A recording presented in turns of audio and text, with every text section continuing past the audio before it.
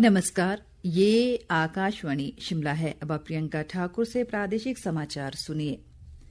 भाजपा के राष्ट्रीय अध्यक्ष व केंद्रीय स्वास्थ्य मंत्री जगत प्रकाश नड्डा आज चंबा जिला के दौरे पर रहेंगे। चंबा पहुंचने पर जगत प्रकाश नड्डा का पार्टी कार्यकर्ताओं द्वारा जोरदार अभिनंदन किया जाएगा। इस दौरान वे पार्टी कार्यकर्ताओं से मिलने के बाद आकांक्षी जिला कार्यक्रम के तहत आयोजित कार्यक्रम की समीक्षा बैठक लेंगे। विस्तृत ब्यौरे के साथ हमारे चंबा जिला संवाददाता। भाजपा के राष्ट्रीय अध्यक्ष जगत प्रकाश नड्डा आज दोपहर करीब 12 बजे चंबा जिला मुख्यालय पहुंचेंगे। उनके स्वागत के लिए भारतीय जनता पार्टी द्वारा तैयारियां की गई हैं। एक रोड शो के माध्यम से जगत प्रकाश नड्डा चंबा के प्रीति गृह तक पहुंचेंगे, जहां कार्यकर्ताओं को संबोधित करेंगे। इसके पश्चात जगत प्रकाश नड्डा चंबा जिला मुख्यालय स्थित बचत भवन में आकांक्षी जिला कार्यक्रम को लेकर आयोजित बैठक की अध्यक्षता करेंगे और आकांक्षी जिला कार्यक्रम के तहत चंबा जिला में चल रही विभिन्न गतिविधियों का अवलोकन भी करेंगे। इसके पश्चात कल जगत प्रकाश नड्डा चंबा से वापस रवाना होंगे। आकाशवाणी के लिए चंबा से विकास ठाकुर। प्रधानमंत्री नरेंद्र मोदी के भाषणों के संकलन संस्कृति का 5वां अध्याय नामक पुस्तक का कल नई दिल्ली में विमोचन किया गया। जूना अखाड़े के प्रमुख आचार्य महामंडलेश्वर स्वामी अवधेशानंद गिरी ने इसका विमोचन किया। कार्यक्रम की अध्यक्षता करते हुए राज्यसभा के उपसभापति हरिवंश ने देश की संस्कृति, परंपराओं, आध्यात्मिक मूल्यों और सांस्कृतिक विरासत को सुरक्षित करने में प्रधानमंत्री मोदी के प्रयासों की सराहना की। 2014 के बाद भारतीय संस्कृति के बारे में हम सनातन मूल्यों पर फक्र के साथ अब बात कर रहे हैं। ये बड़ा परिवर्तन हुआ, इसलिए इस पुस्तक का महत्व और ज्यादा है। भारत अपने हेरिटेज पर, कल्चर पर, वैल्यूज पर फक्र के साथ बात कर रहा है। ये 2014 के बाद का महत्व है और ये प्रधानमंत्री जी के इन भाषणों का महत्व है। शिक्षा मंत्री रोहित ठाकुर आज जुब्बल विधानसभा क्षेत्र के बाघी, चमैन और कलबो के दौरे पर रहेंगे। इस दौरान वे विभिन्न विकास कार्यों का शिलान्यास करने के अलावा जनसमस्याएं भी सुनेंगे। राष्ट्रीय परीक्षा एजेंसी एनटीए ने आज सुबह संयुक्त प्रवेश परीक्षा जेईई मेन 2025 के दूसरे सत्र के परिणाम जारी कर दिए हैं। इस बार कुल 24 विद्यार्थियों ने 100 का परफेक्ट एनटीए स्कोर प्राप्त किया है।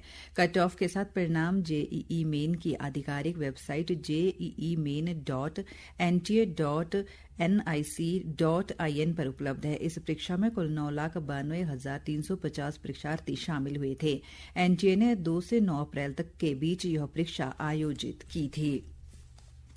आज दुनिया भर में लीवर की बीमारियों के बारे में जागरूकता बढ़ाने और लोगों को तैलीय और चिकनाई वाले खाद्य पदार्थों से परहेज करके स्वस्थ जीवन शैली अपनाने को प्रोत्साहित करने के लिए विश्व लीवर दिवस मनाया जा रहा है।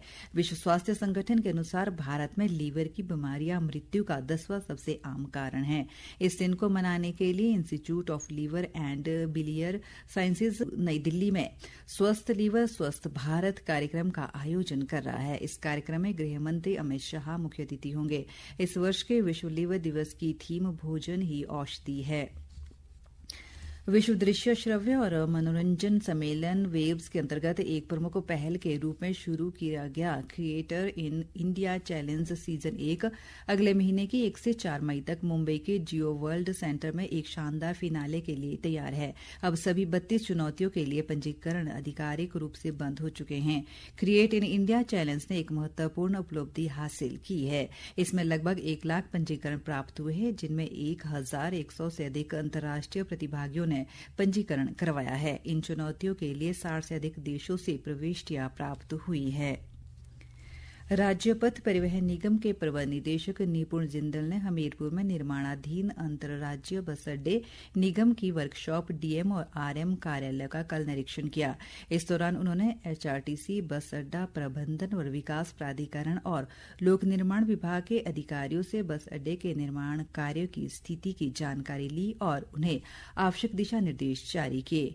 निपुण जिंदल ने एचआरटीसी वर्कशॉप, डीएम और आरएम कार्यालय और हमीरपुर के वर्तमान बस स्टैंड का निरीक्षण कर विभिन्न व्यवस्थाओं का भी जायजा लिया। प्रदेश के चंबा, किन्नौर और कुल्लू जिलों में कल रात तूफान के साथ बारिश होने का समाचार है, जबकि आज अधिकांश इलाकों में बादल छाए हुए हैं। मौसम विभाग ने आगामी 24 घंटों के दौरान राज्यों के कुछ स्थानों पर भारी वर्षा, ओलावृष्टि व आंधी तूफान चलने का अलर्ट जारी किया है।